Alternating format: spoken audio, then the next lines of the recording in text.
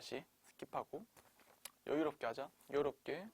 여유롭게 말 더듬지 말고 큐.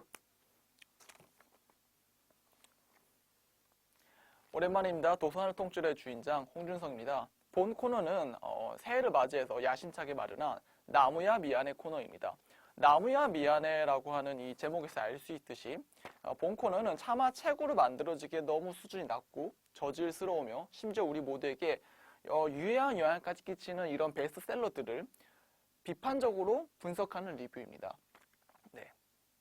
그렇다면 거두절미하고 바로 시작해 보도록 하겠습니다.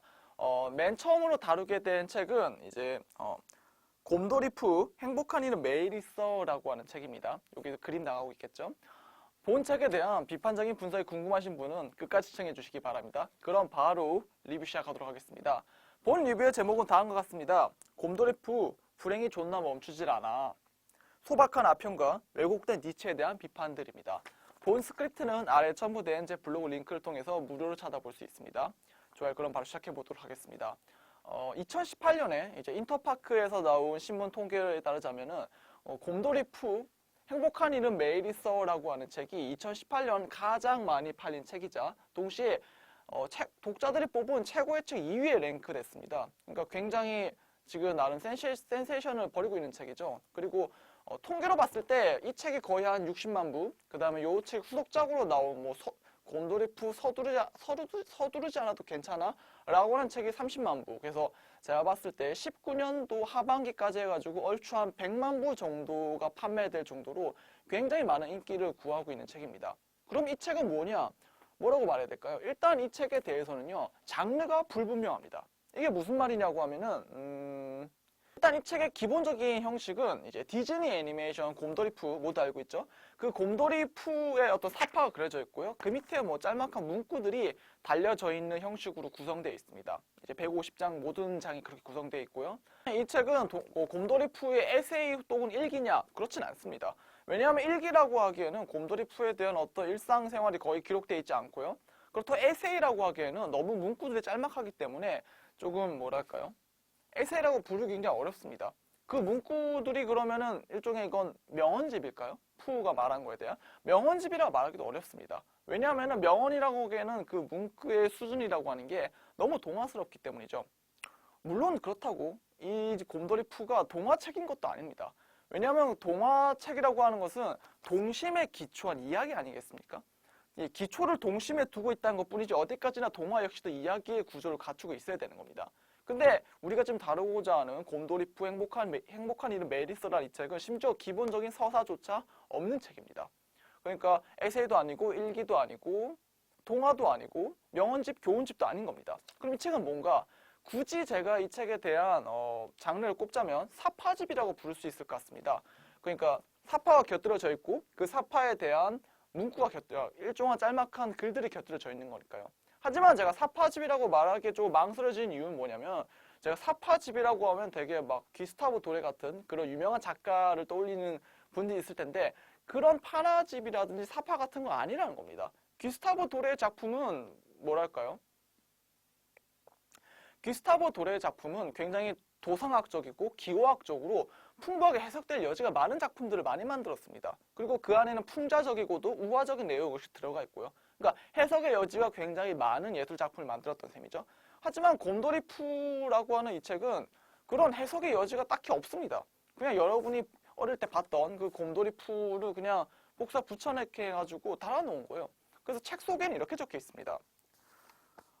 큰 사랑을 받은 곰돌이푸는 1990년대부터 2000년 초반까지 디즈니 만화 동산을 보며 자란 한국 독자들에게는 누구나 사랑할 수밖에 없는 추억의 친구라고 적어놨습니다. 그러니까 이 말을 좀 더 간략히 요약하자면 그냥 추억팔이라는 겁니다.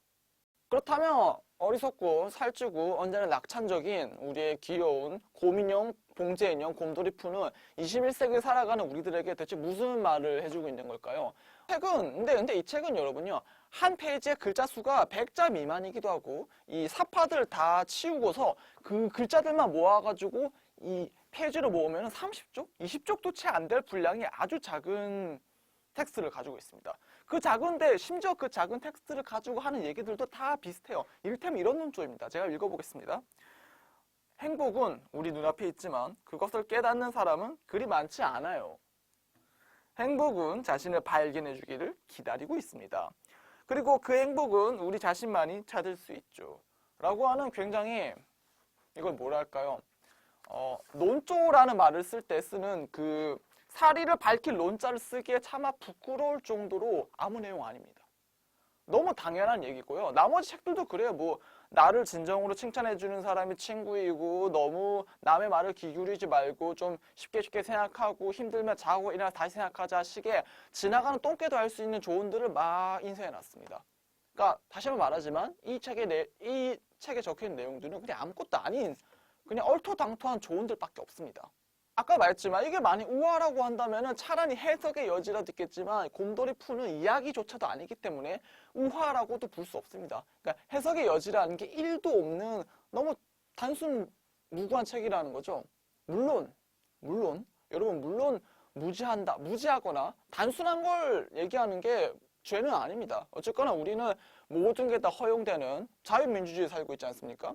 따라서 표현의 자유는 있는 거고요. 그냥 이런 말 할 수도 있는 거죠. 문제되지 않습니다. 하지만 이 책이 출판물로 나왔고 그 출판물이 심지어 그냥 나온 것도 아니라 100만 부 이상 판매될 정도로 우리 사회에 굉장히 많은 영향을 미치고 있다고 한다면은 그 영향력으로 인해 생겨난 영향, 결과 이런 것들에 대해서는 이 책은 결코 면책될 수 없습니다. 그렇다면 지금부터는 이 책이 만들어낸 폐단과 여러 가지 폐해들에 대해서 보다 면밀히 따져보는 시간을 갖도록 하겠습니다.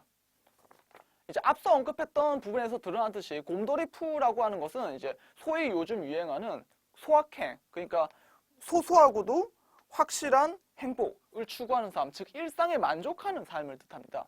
그러니까 일상 속에서 만족을 찾고자 하는 건데, 태면 곰돌이푸에 나온 이런 구절 굉장히 노골적입니다. 지나간 시간은 되돌아오지 않습니다. 아직 찾아오지 않은 행복을 마냥 기다리는 것보다는 지금의 행복을 충분히 느끼는 것이 중요하지 않을까요? 라는 식으로 해가지고 지금 눈앞에 당장 찾아주고 손에 잡히는 행복들을 추구할 것을 끊임없이 요구하고 있습니다. 또 이런 구절도 또 많이 나오죠. 멋지지 않으면 어떤가요? 눈앞의 행복을 잡으세요. 쉽게 말하자면 곰돌이푸에서 말하고 있는 이 행복론이라고 하는 거는 일상적이고 눈앞에 보이는 행복을 잡는 것에 국한되는 것입니다. 그리고 이에 대해서 뭔가 조금 불만을 느낄 수도 있고요. 다른 얘기를 하고 싶어질 수도 있겠죠. 거기에 대해서 뭐라고 말하냐면 이렇게 말합니다. 좀처럼 마음이 잡히지 않을 때는 잠시 생각을 내려놓으세요 라고 하는 문제를 일으키고 있는 현실이나 그 무언가에 대한 직접적이고도 실질적인 대면을 요구하는 게 아니라 거기에 대한 교묘한 우회로를 추천하고 있습니다. 이제 이걸 위로나 힐링이라고 하는 이름 딱지를 붙여가지고 끊임없이 반복하고 있죠. 이 책에서는. 또 어떻게 보면 이렇게도 볼 수 있을 것 같아요. 이 책을 구매하는 수많은 현대인들은 이제 이 푸가 말하는 이제 은밀한 명이요. 그러니까 여러분 일상에 만족해도 되고요. 지금 눈앞의 행복을 찾고요. 너무 머리가 아프거나 힘들 때는 한숨 자고 그냥 다른 식으로 생각을 좀 돌려봅시다 라고 하는 이 우회 명령을 기다리고 있는 거죠. 그러니까 그 명령을 받음으로써 나는 푸가 시킨 대로 했을 뿐이라고 하는 어떤 은밀한 면책 특권을 누리고 있는 겁니다. 그걸 바라기도 하고요. 그리고 곰돌이푸라고 하는 게 아동용 애니메이션이었죠. 이제 이렇게도 말할 수 있을 것 같아요. 그러면은 이 곰돌이푸를 통해서 사람들은 이제 부모님의 허락하에서 어리광이라든지 바보짓을 안심 놓고 마음대로 할 수 있었던 그 어린 시절로의 퇴행을 은밀하게 욕망하고 있는 건지도 모르겠습니다. 하지만 여러분 결국 퇴행이라고 하는 것은 그저 자위고요. 망상에 불과합니다. 깨질 수밖에 없는 거죠. 이를테면 내가 아무리 망상을 해도 이 현실 눈앞에서 펼쳐지는 이 엄연한 실제 이런 것들의 침입과 대면 앞에서는 방법이 없습니다. 그렇다면 우리는 어떤 현실과 마주하고 있을까요? 이를테면은 가장 대표적으로는 이제 보통 헬조선이라고 하죠. 그 헬조선이라고 대표되는 그 수많은 문구들, 비정규직부터 시작해가지고 갑질, 폭주한 아파트, 부동산, 그 다음에 뭐 환경공해, 뭐 기타 등등 블라블라 온갖 힘들고 가혹하고 부조리한 이 덩어리 안에서 우리는 살고 있지 않습니까?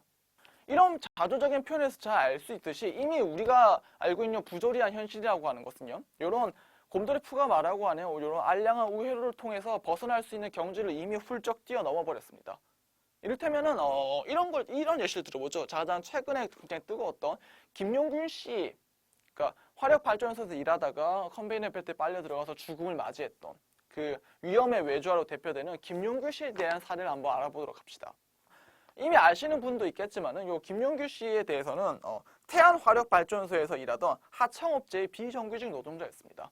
근데 이제 알다시피 비정규직이 임금을 싸게 사람을 쓰기 위해서죠. 임금을 낮게 주는데 인원 똑같이 시키는 아주 부조리한 제도인데 그런 제도를 그런 하청업체에 속한 사람이었는데 어느 날 이제 안전검사 컨베이너 벨트를 조사하라 명령을 받게 됩니다. 근데 거기에 이제 안전 설비를 위해서 헤드라이트, 랜턴부터 시작해서 여러 가지 안전 장비와 규정들이 있었는데 그런 것들을 하나도 지키지 않고 그냥 거기에 사람 내려보내서 안전검사 시켰던 거죠. 그리고 그 어두컴컴한 그곳을 안전검사를 하다가 김용균 씨가 컨베이너 벨트에 빨려 들어가서 참혹한 죽음을 맞이했던 사건입니다.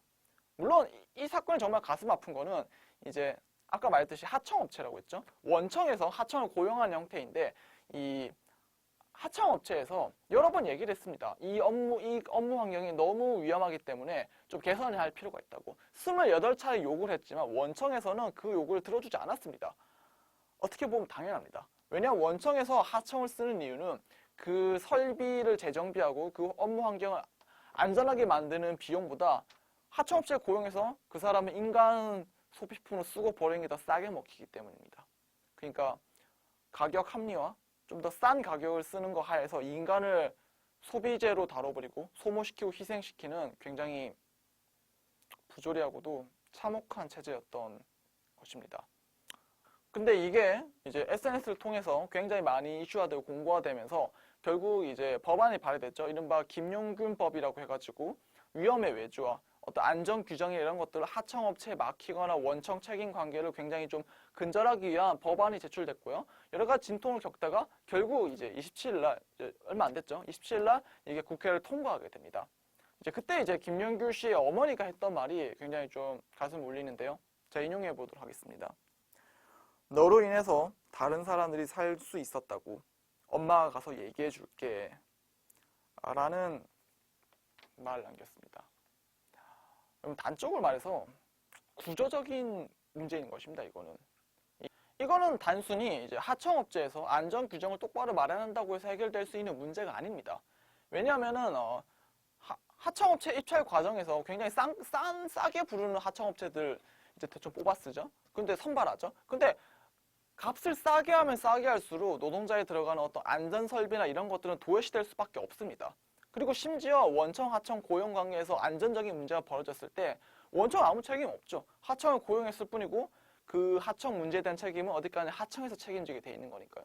그러니까 어떤 안전사고에 대한 산재에 대한 모든 일들을 하청이 짊어질 수밖에 없는 구조인 것입니다. 지금 우리 원하청 노동관계라고 하는 것은 부조리한 거죠. 근데 여러분 이런 부조리한 구조를 뜯어고치지 않으면요 이런 일은 계속해서 벌어집니다. 구조적인 문제의 특징이죠. 구조를 해결하지 않으면 언제나 다시 반복될 수 있는.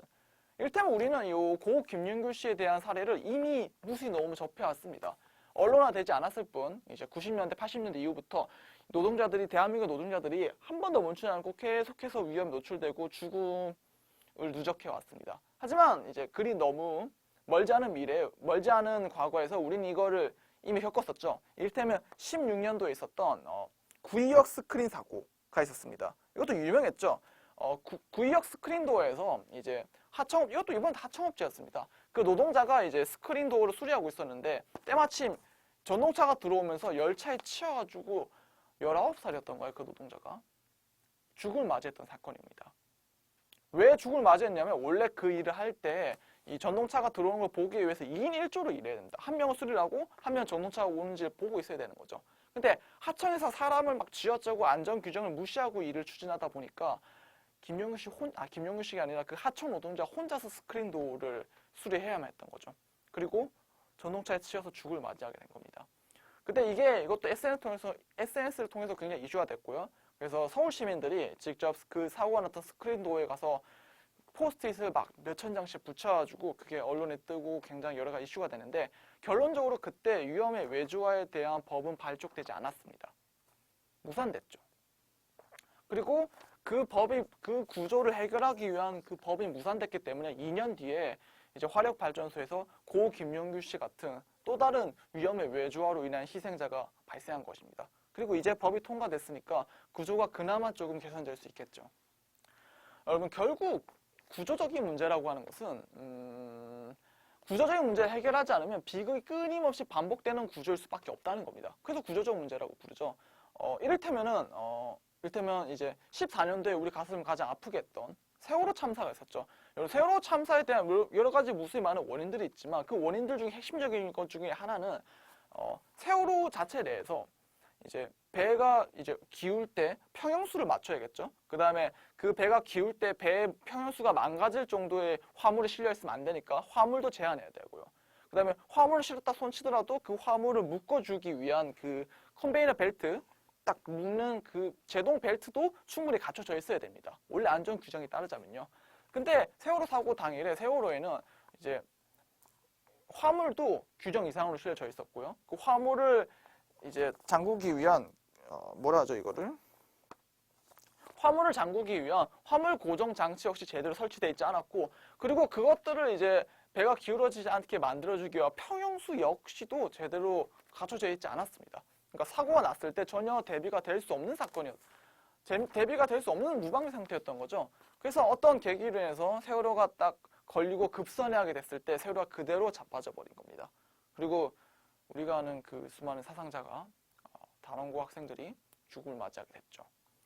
그렇다면 이 사건에서 왜 이런 사건이 벌어졌는가? 간단히 말하자면 청진해운에서 이 모든 안전설비를 지켜줘야 했을 때 손해가 나기 때문에 최대한 이익을 많이 뽑아내기 위해서 이런 안전설비를 무시하고 이를 강행했던 겁니다. 근데 문제는 여기서 끝나지 않습니다. 이를테면은 이제 세월호에 탔던 이제 29명의 승무원 중에 15명은 비정규직 노동자였습니다. 특히나 어떤 위기가 발생했을 때 이 위기에 대해서 굉장히 지도를 하고 굉장히 리더십을 발휘해야 될 선장은 1년 계약직이었고요. 그 선장 밑에서 그 선장이 손발이 되어서 움직여줘야 될 조타수 역시도 6개월 계약직이었습니다. 그러니까 이 사람들은 이 배에 대해서 책임을 지기가 애매한 거고, 위기 상황이 벌어졌을 때 손발을 맞추기에도 사실은 이제 계약이 끝나면 그냥 가고 이 배 저 배 옮겨 다니는 사람이기 때문에 손발 자체가 맡기가 어렵고 명령 지휘 계통도 잘 맞아 들어가지 않았던 거죠. 즉 우리는 이런 구조적인 문제가 해결되지 않은 상태로 끊임없이 유지되고 있다고 하는 건 사실 우리들의 삶을 운에 맡기는 거랑 마찬가지입니다. 간단히 말해서 우리가 지금까지 살고 있는 거는 14년도 4월 16일 날 세월호에 탑승하지 않았기 때문입니다. 그러니까 운이 좋았던 거죠. 운이 좋았기 때문에 지금 살아있는 거고요. 운이 좋았기 때문에 지금 이렇게 제가 얘기할 수 있는 거고, 여러분 역시도 방송을 볼 수 있는 겁니다. 유튜브를 통해서. 단지 운이 좋았기 때문에. 다시 곰돌이 푸 얘기로 돌아오자면 여기서 말하고 있는 일상에 대한 만족이나 소확행이라고 하는 것은 서양 속담에 나오는 지옥으로 가는 길은 선의로 포장되어 있다의 전형적인 예시라고 볼 수 있습니다. 반복컨대 우리가 이제 소확행이나 소소한 만족을 누릴 수 있는 거는 운이 좋았기 때문입니다. 단지. 이를테면 우리가 소소함을 누릴 수 있는, 최소한의 소소함을 누릴 수 있는 어떤 가정 환경 속에서 운 좋게 태어난 거고요. 혹은 적절한 장소에 적절한 때에 있었기 때문입니다. 지금 말한 것 중에 하나라도 뒤틀렸으면요, 소소한 만족 같은 걸 느낄 수가 없습니다. 이를테면은 매년 불타오르는 것은 골프 치러 다니는 건물주 아들의 고급 오피스텔이 아니라 하루에 알바를 2탕이나 뛰면서 그래도 빚갚기에 바쁜 사람들이 모여 사는 고시원 아닙니까? 그리고 이렇게 너무 극단적으로 생각하지 않다 손 치더라도 소확행이라든지 곰돌이 푸가 말한 걸 따라가면 우리가 작업장에서 수시로 마주하는 이 비정규직 문제를 해결할 수가 없습니다. 통계에 따르자면 우리나라 비정규직이요, 3년 동안 일을 해가지고 정규직으로 전환된 비율은 겨우 22%에 불과합니다. 이것도 오른 겁니다. 이제 몇 년 전에는 이게 10% 내외로 맴돌았기 때문에 이제 22%로 오르긴 한 건데, 그래도 3년 동안 임시적으로 비정규직 일을 해도 정규직으로 전환된 비율이 절반도 채 되지 않는다는 겁니다. 그리고 20대 인구들 중에서요, 거의 40% 가까이 되는 비율이 비정규직으로 고용되어 있습니다. 그리고 이들이 이제 정규직으로 고용되는 아까 말했던 20% 비율을 감안해 봤을 때는 30대나 40대나 돼서 정규직으로 전환될 가능성은 절반이 채 되지 않습니다. 그러니까 비정규직 문제라고 하는 거는 우리 모두가 당면에 있는 너무도 잔혹한 사실인 것입니다. 그래서 이걸 곰돌이푸가 말하는 것처럼 무슨 뭐 한숨 자고 일어나 생각하거나 아니면 뭐 단지 배가 고파서 이런 문제가 불만을 느끼는 건지도 몰라 라는 식의 얘기하는 것은 말도 안 되는 기만이라는 것입니다. 그리고 이게 말도 안 되는 기만이라는 점에서 사실 이 곰돌이푸 같은 저작들은 마치 전 근대에 우리가 봤던 종교와 굉장히 닮아 있습니다. 이게 무슨 말이냐면은 이 종교가 일반 민중이나 인민들에게 최면을 건다는 의미에서 그렇습니다. 이런 식의 분석을 대표적으로 개진했던 사람이 이제 카를 마르크스. 이제 저작이 헤겔 법철학 비판에서 이걸 굉장히 종교 비판을 세게 갔습니다.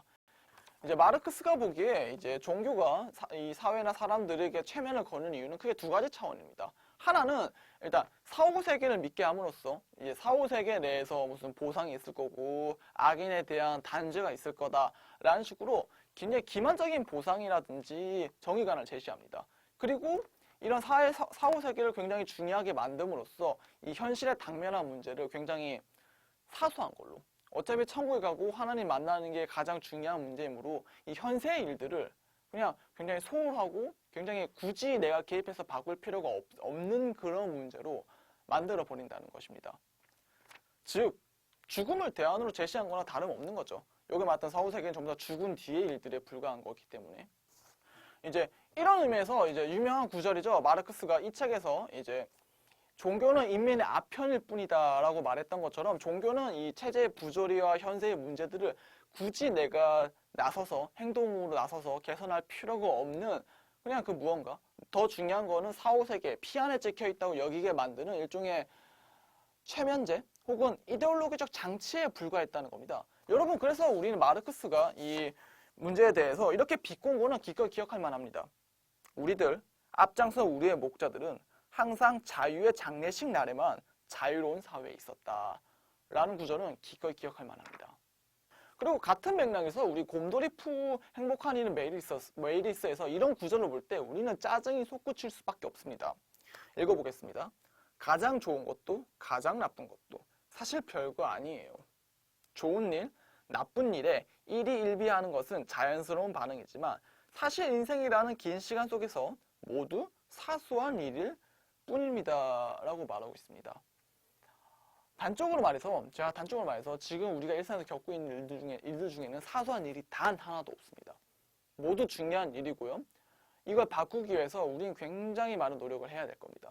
이를테면은 흑인 민권운동의 상징 같은 존재의 로자 파크스가 몽고메리 버스에서 단지 앉기 위해서 얼마나 많은 대가를 치렀는지 한번 생각해 봅시다. 여러분의 작업장이나 일상생활에서 겪고 있는 수많은 관습과 문제와 노동과 가혹한 그런 모든 문제들 전체는 전혀 사소하지 않습니다. 하나라도 바꾸기 위해서 여러분이 생각하는 것 이상의 노력이 들어가고요. 연대와 조직과 사유와 의지와 비용이 필요할 겁니다. 곰돌이푸가 말하는 거에 귀 기울이지 않았으면 좋겠습니다. 지금 곰돌이푸가 하는 얘기는 뭐랄까요? 전 근대 교회가 약속했던 천국을 이제 보다 물질적으로 눈앞에 소소한 일상으로 대체했을 뿐이고 그리고 그 시절에 있었던 황금 앉아있던 예수 그리스도가 이제 꿀통에 손을 넣고 있는 곰돌이푸에게 바통 터치를 한 거나 다름없습니다. 즉 이거는 소소함의 아편 같은 거죠. 사실 계속 이쪽으로 말이 나온 김에 자꾸 생각나는 건데 이제 곰돌이푸는 정말이지 종교와 너무도 닮아 있습니다. 이를테면 전 근대의 종교라고 하는 것은 뭐랄까요? 왕권 신수설. 가장 대표적인 왕권 신수설이죠. 그 당대 권력층과 이제 붙어 먹으면서 왕권 신수설을 통해서 그 당대의 권력이 작동할 수 있는 합리적 논거를 제시해주지 않았습니까? 그와 마찬가지입니다. 이렇게 봤을 때 이 전근대 종교가 갖는 신의 형상, 민중을 위한 신의 형상이라고 하는 것은 지극히 기만적이죠. 민중을 위한 게 아니잖아요. 왕과 제후를 위한 거지. 이와 마찬가지로 곰돌이푸 만든 회사가 어딥니까? 월트 디즈니죠. 이 월트 디즈니라는 회사는 자본주의적으로 대량 생산돼서 대량으로 공급되는 대중문화, 즉 문화산업의 중액 같은 회사입니다. 그리고 우리 세계 자본주의 체제라고 하는 것은 세계화라고 하는 미명하에 개발도상국이나 이런 데에 굉장히 많은 착취와 말도 안 되는 가혹한 노동을 강요하고 있죠. 그러면서 착취 구조를 글로벌하고 있지 않습니까? 월트 디즈니 역시 마찬가지입니다. 월트 디즈니에 있는 중국에 있는 수많은 하청 공장에서 장난감 가격을 헐값에 받아내고요. 그 다음에 방글라데시에 있는 의료 공장에서 마찬가지로 자기 캐릭터 상품들을 헐값에 만들어내고 있습니다. 이를테면 이제 국제 이슈란에서 잘 다루지 않죠. 잊혀졌던 사건인 이제 사바르 사건이 있습니다. 이제 방글라데시에 있는 의료 공장이 통째로 무너져 내린 사건인데 그 사고 때문에 1134명의 사망자, 2115명의 부상자, 그리고 800여 명의 고아가 났던 이제 방글라데시판 세월호 참사라고 보면 되겠습니다. 이 사건 역시도 그 의료 공장이 굉장히 열악하고 노동자들이 이걸 개선해야 한다고 끊임없이 말했지만 개선되지 않았죠. 그리고 그 의료 공장은 사실상 디즈니로부터 굉장히 막대한 하청을 받던 하청 공장이었습니다. 이렇게 막대한 사고가 났으니까 디즈니가 어떤 반응을 보였을까요? 방글라데시의 정치적 불안정과 뭐 기타 등등 블라블 이유를 통해서 방글라데시에서 사업을 빼는 거였습니다. 그러니까 참사가 벌어지니까 그냥 자기 다른 나라 돌아가 버린 일을 선택을 한 거죠. 이런 게 바로 월트 디즈니입니다.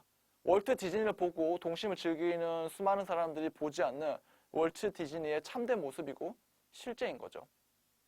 이제 이런 맥락에서 자본주의적 문화 아이콘 중에 하나인 곰돌이 푸가 여러분들에게 행복한 일은 매일 있어 라고 말하는 것은 저는 굉장히 기괴합니다. 사이코틱하게 하기까지 해요. 왜냐하면 이런 우리 비참한 현실을 만드는 게 자본주의 아닙니까? 자본주의가 위험에 외주화를 부추긴 거고 그 밖에 비정규직을 비롯해서 노동자들의 고열을 빠는 그런 부조리한 체계를 끊임없이 만드는 게 자본주의 아닙니까? 근데 그런 자본주의 문화산업의 아이콘인 곰돌이 푸가 여러분들에게 행복한 일은 매일 있어라고 말하고 있는 겁니다. 이것만큼 사이코틱한 일이 어디 있습니까? 그리고 이 책을 사본 50만 명이 넘는 사람들은 제가 봤을 때 일종의 무슨 자본주의적 스톡홀름 증후군이라도 시달리는 것 같습니다. 어떻게 이걸 그렇게 소비할 수 있는 거죠? 저는 당최 이해가 되지 않습니다.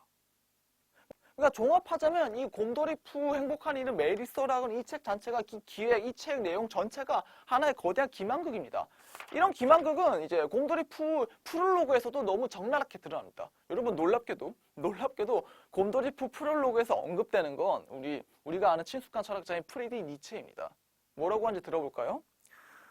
이런 푸의 삶의 방식은 자기 삶의 방식은 스스로 정한다라고 말했던 19세기 독일의 철학자 니체의 생각과 매우 비슷합니다. 이 책은 행복에 대한 니체의 정신이 담긴 명언을 뽑아 푸의 목소리로 말하고 있습니다. 말을 걸듯 조곤조곤한 푸의 목소리로 메시지를 읽다 보면 행복한 푸의 기분이 우리에게도 전해져 우리도 오늘 하루를 긍정적으로 바라볼 수 있게 되지 않을까요? 라고 서문을 떼고 있습니다. 물론 우리 멍청한 곰인형 곰돌이 푸가 니체 읽었을 리는 없고 이런 문구는 당연히 이 책 기획과 편집자가 한 거겠죠. 제가 봤을 때 둘 중에 하나입니다. 편집자가 굉장히 악랄한 사람이거나 혹은 니체에 대해서 막 니체의 명언, 니체의 문구 따위로 니체를 굉장히 피상적으로 이해하고 있는 겁니다. 일부러 악랄해서 왜곡을 한 걸까요? 아니면 피상적으로 이해하는 걸까요? 저는 착한 사람이고 이 영상을 보신 여러분 역시 착한 사람이니까 그냥 잘 몰랐다고 여기기로 합시다. 그리고 나서 여기기로 합시다. 그러면은 지금부터 니체에 대한 오해를 한번 바로 잡아봅시다. 여기서 일단 우선 바로 잡아야 될 것은 니체가 한 번도 곰돌이 푸처럼 이제 우리 현실을 긍정적으로 바라본 적이 단 한 번도 없다는 것입니다. 일테면 선악의 피안이라고 하는 니체 저작이 있습니다. 1886년에 나왔죠. 이 저작에서 니체는 다음과 같이 얘기하고 있습니다. 오늘날 또한 사람들의 철학 어떤 관점을 취한다 하더라도 또 어떤 입장에서 보더라도 우리가 살고 있다고 믿는 세계가 잘못되었다는 것은 우리의 눈이 포착해낼 수 있는 가장 확실하고 확고한 것이다 라고 얘기하고 있습니다. 그러니까 니체는 이제 곰돌이 푸가 말한 것처럼 현실을 긍정적으로 바라보지도 않았고요. 그 다음에 그로부터 그 안에서 어떤 일상적인 행복을 추구한 것 역시도 전혀 추구하지 않았다는 얘기입니다. 일테면 이제 이 편집자가 니체를 보통 검색해서 나오는 아모르 파티라는 개념, 즉 내 운명을 사랑하는 그런 개념이죠. 뭐 김연자인가요? 그런 가수의 노래를 통해서도 굉장히 유명해진 노래이기도 하고 그런 걸 통해서 마치 니체를 이해하고 있는 것 같은데 이 아모르 파티라고 하는 것은 단순히 현실을 긍정하고 받아들이는 태도를 의미하는 게 아닙니다. 이제 니체라고 하는 사상가는 거의 평생토록 이 현실이라고 하는 것을 저주하고 깨부셔야 될 그 무언가로서 얘기해온 사람입니다. 그러니까 그런 의미에서 봤을 때 이 운명애라고 하는 개념 역시도 뭐라 할까요? 현실을 초국하고 현실을 깨부수고 그 다음 세계로 창안해 나아가는 어떤 과정. 여러분 지금 있는 이 현존 질서를 깨뜨리는 게 굉장히 고통스럽겠죠? 어려울 수도 있고 슬플 수도 있고 피로할 수도 있고 혹은 내 삶을 바쳐야 되는 무지막지한 대가를 필요로 할지도 모르는 작업입니다. 그런 일련의 모든 고통을 얼룩진 과정 자체를 즐길 수 있을 그런 과정을 얼룩진 인생을 나의 인생으로 받아들이고 그걸 이제 즐기면서 이제 초극적인 행동, 어떤 끊임없이 다음 세계로 나아가는 행동을 끊임없이 무한 반복할 수 있는 그런 어떤 영향을 가진 존재. 이제 그게 바로 니체가 예찬했던 삶입니다. 그리고 운명의 진정한 의미이기도 합니다. 그리고 이런 운명을 받아들이는 게 바로 우리 보통 니체 철학에서 초인이라고 종종 번역되는 위버맨식 개념이 바로 이것입니다. 그러니까 뭐랄까요? 이거를 좀 정신분석의 용어를 표현하자면 차마 쾌락으로서 즐길 수 없는 쾌락을 운명애로 번역할 수 있을 것 같습니다. 그만큼 이제 니체가 말했던 운명의 개념은 곰돌이푸가 말했던 이 현실을 받아들이는 그런 퇴행적인 현실과는 아무 상관이 없는 태도라는 것입니다. 이제 이쯤에서 니체의 말을 직접 들어보지 않으면 좀 어딘가 아쉬울 것 같죠? 일단 니체가 똑같은 인용을 하겠습니다. 선악의 저편에서 곰돌이푸 행복한 이는 매일서 같은 이런 대중적인 저작을 보고 뭐라고 얘기했냐면은 대충 이런 식으로 얘기했습니다. 마님이 좋아하는 책에서는 언제나 불쾌한 냄새가 난다. 거기에는 소인의 냄새가 배어 있는 것이다. 대중이 먹고 마시는 곳에서는 심지어 그들이 숭배하는 곳에서조차 악취가 나고 난다. 순수한 공기를 마시고자 한다면 교회에 나가서는 안 된다라고 말하고 있습니다. 그러니까 뭐랄까요? 대중문화, 어떤 많이 팔리는 책, 그 다음에 쉬운 책들에 대해서 굉장히 저주하고 있는 것입니다. 그리고 마찬가지의 맥락에서 니체는 이제 곰돌이푸의 어떤 핵심적인 키워드라 할 수 있는 한 줌의 행복을 추구하는 것, 그리고 그런 좋은 일을 함께 추구하면서 서로 같이 기뻐해 줄 수 있는 사람을 친구라고 정의하고 있습니다. 곰돌이푸에서는요. 이런 관점에 봤을 때 니체는 곰돌이푸의 좋은 친구일 수가 없습니다. 왜 그럴까요? 왜 그럴까요? 왜냐하면 프리드리히 니체는 행복한 수능, 어떤 행복한 만족보다는 차라리 냉소주의를 주장했던 철학자이기 때문입니다. 일단 이런 구절. 그러나 그가 인식의 행운하에 어울리는 행운을 지녔다면 그는 자신의 과제를 본래대로 단축시켜주고 경감시켜주는 사람을 만나게 된다. 내가 생각하는 사람은 이른바 냉소주의자들이며 동물성, 비속함, 규준을 있는 그대로 단순하게 인정하고 이때 증인들 앞에서 자식이 자신과 자신들의 동료에 대해 말할 수 있을 정도의 정신을 가졌고 과민한 사람이다. 이라고 말하고 있습니다. 냉소주의자에 대해서요. 그리고 냉소주의자에 대해서 또 이렇게도 말하고 있습니다.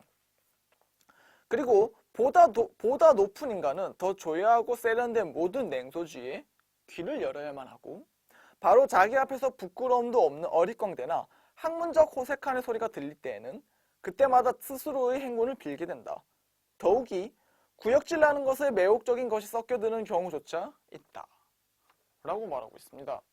물론 여러분, 니체는 냉소주의자는 아닙니다. 왜냐하면 프리드리히 니체는 아까 말했듯이 어떤 자신만의 어떤 창조적인 작품, 이 틀을 깨고 다음 단계로 나아가고 어떤 창조적인 욕망적인 무언가를 하면서 어떤 자기 힘의 의지를 고양시키는 그런 내재적 역량을 끊임없이 키워나가는 것을 중요시했던 철학자입니다. 이런 관점에 봤을 때 냉소주의라고 하는 것은 그냥 이런 어떤 권위라든지 기존 책에 그냥 비우는 것에 불과하지 않습니까? 그러니까 비웃은 다음에 다음 걸 나아가는 데 니체의 중점이 있었지 비우는 것 자체에 중점이 있었던 건 아닙니다. 하지만 그럼에도 불구하고 이를테면 다음 세계로 나아가기 위해서 지금 있는 체제가 절대적이라고 한다면은 그 절대성을 비판하고 그 절대성이 부여된 권위를 퇴색시키고 벗겨내는 작업이 선행돼야 되지 않겠습니까? 그런 의미에서 봤을 때 냉소주의 작업은 니체에게는 받아들일 수 있을 만한 물론 그 다음 단계로 나아가야 되는 과정이긴 하지만 그럼에도 그 다음 단계로 나아가기 위해서 반드시 선행되어야 될 어떤 과정으로서 긍정될 수 있는 겁니다. 그래서 니체가 아까 읽었던 인용문에서 이렇게 얘기하고 있는 거죠. 구역질 나는 것에 매혹적인 것이 섞여 드는 경우가 있다라고 말하고 있는 겁니다. 그런 의미에서 바로 냉소주의는 니체에게 매력적인 그 무언가인 거죠. 다시 곰돌이푸 얘기로 돌아오자면 좌우지간 니체는 이 현실에 순응하고 가까이서 행복을 찾는 소확행보다는 이런 식으로 이 현실 체제를 거침없이 비웃고 냉소하고 그 안에서 허물을 찾아낼 것을 요구했다는 것입니다. 그게 니체입니다. 그리고 지금까지 총 3번을 인용했죠. 세녀 3번을 인용한 선악의 저편의 책의 마지막 에필로그는 이제 후고 높은 산에서라고 하는 니체가 적은 자작시로서 이제 마무리되고 있습니다. 그 시의 마지막 구렴은 이렇습니다. 이제 우리는 축하하며 하나로 뭉친 승리를 확신하고 축제 가운데 축제를 한다. 친구 짜라스투라가 왔다. 손님들 가운데 손님이 이제 세계는 웃고 끔찍한 커튼을 찢기고 빛과 어둠을 위한 결혼식이 다가왔다. 인용문을 조금 다르다 보니까 굉장히 좀 길어졌는데 좌우지간 다시 곰돌이푸 얘기로 돌아오자면 곰돌이푸의 저작은 전혀 니체적이지 않습니다. 심지어 곰돌이푸의 저작은 반니체적이기까지 합니다. 뭐 잘 알다시피 니체는 신이 죽었다고 말하면서 신이 죽었음에도 불구하고 계속 교회에 나가는 유럽인들을 굉장히 신랄하게 비판했던 철학자입니다. 니체가 교회에 나가는 사람들을 왜 비판했냐면은 교회에 나간 사람들이 그 교회라고 하는 것은 일종의 기존 체계, 그 다음에 기존 전통 그런 것들을 아우르는 비유입니다.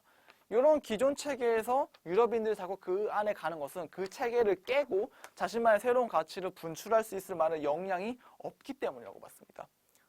그 역량이 없으니까 기존에 머물던 교회에 자꾸 갈 수밖에 없다는 거죠. 관성처럼. 그럼 이제 그에 비춰서 본다면 니체가 만일 이 시대에 다시 살아나가지고 곰돌이푸의 행복한 일은 매일 있어라는 책을 읽게 된다고 한다면은 여기 적힌 어떤 현실을 받아들이는 태도, 안주하는 이런 태도에 대해서 굉장히 신랄하게 비판했을 게 분명합니다. 그리고 동시에 니체는 이제 자기가 죽는 1900년까지 계속해서 전복과 새로운 가치의 발명과 투쟁과 파괴를 얘기했던 철학자인데 지금 자기가 이 현실을 긍정하고 동시에 그 현실에서 만족을 느끼는 그런 소확행에 머무르는 태도가 자기의 목소리인 양 소개되는 이 현실을 보면서 굉장히 개탄스러웠을 것입니다. 심지어 사실 20세기, 21세기라고 하는 것은 니체가 19세기야, 18세기, 19세기의 그런 근대인들은 자기 역량을 개발할 만한 능력이 없는 퇴락한 인간들에 불과했으니 이들의 세대가 끝나고 나의 짜라스투라, 욕망을 따른 그 세대가 도래할 거라고 했던 시간대이기도 합니다. 근데 바로 그 시간대에 니체가 말했던 것과 정반대의 퇴행이 벌어지고 있는 거죠. 니체가 어찌 한탄하지 않을 수 있겠습니까? 현실에 순응하려고 하는 태도가 노예의 도덕의 징후라고 말했던 게 바로 니체 아니었습니까? 자, 이쯤에서 마무리하자면은 이런 곰돌이푸 행복한 일은 매일 있어 같은 저작이 지금 베스트셀러가 되고 가장 많이 팔리고 있다는 것은 지금 우리 시대가 얼마나 퇴행적이고 얼마나 기만적인가를 보여주는 극명한 징후라고 할 수 있겠습니다. 심지어 이 모든 과정은 자발적이기까지 합니다. 과거에는 학교 교육 시스템을 쥐고 있는 문공부에서 이런 애국주의라든지 아니면 복종심 같은 거를 일괄적으로 주입했습니다. 도덕교육이나 그런 여러 가지 학교 시스템을 통해서요. 그렇지만 지금은 그런 게 폐지된 시대임에도 불구하고 사람들이 자발적으로 도서관이나 인터넷 서점에 접속해가지고 이런 책들을 구입해가지고 이런 자기개발 스스로 펼치고 그것도 모자라서 거기에 대한 후기를 인터넷에 올리는, 후기를 적어내는, 그러니까 쉽게 말해서 신앙 고백까지 하는 시대가 아니겠습니까? 이런 시대를 제가 신중세라고 명한다면 도대체 누가 여기에 대해서 반론을 펼 수 있겠습니까? 우린 지금 굉장히 암담하고도 종교적인 시대에 살고 있습니다. 이런 시대에 우리는 다시 한 번 더 저항과 비판의 목소리를 내야 될 때가 아닌가 싶습니다. 이만 마치도록 하겠습니다. 총총.